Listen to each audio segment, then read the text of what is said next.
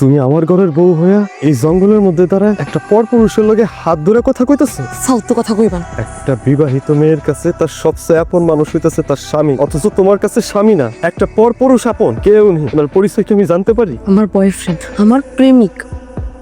তুমি আমার ভাইজান সেটা কোথাও যায়, আমার ভাইজান অনেক কষ্ট পাইব। তোমার ভাইয়ের লোকে সংসার করলে আমি মইরা যাবো। তুমি যদি আমার ভালো চান তাহলে আমার রাশেদের হাতে তুই না দেন। ঠিক আছে যাও, কাল সকালে আমি নিজের হাতে তোমার রাশেদের হাতে তুলে।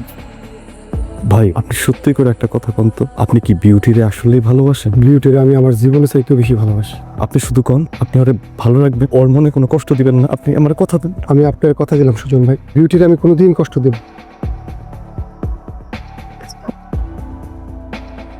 আমি এবার যারা বাইরে যাবো কেন? আয়নায় তোর চেহারা দেখে তুই বুঝছ না? তোরে দেখলে আমার ঘৃণা লাগে, তুই তোমার ইচ্ছা করে তোরে দেখলে আমার ভূমি আসে। ওর মতন কুৎসিত একটা মাইয়া আমি আমার সংসারে রাখবো না। এমন কথা কই না রাশে। আমার রূপ সৌন্দর্য চেহারা নষ্ট হয়ে গেছে তো কি হয়েছে? আমি তো একই মানুষটাই আছি। তাহলে কেন তুমি আমারে ভালোবাসবা না? কারণ আমি তোরে ভালোবাসি, তোর রূপকে ভালোবাসছি, তোর এই সৌন্দর্যকে ভালোবাসছি না। আমার বাড়ি থেকে বের হয়ে যা, নইলে কিন্তু আমি তোরে ঘাড় ধাক্কা দিয়ে বের করে দেব।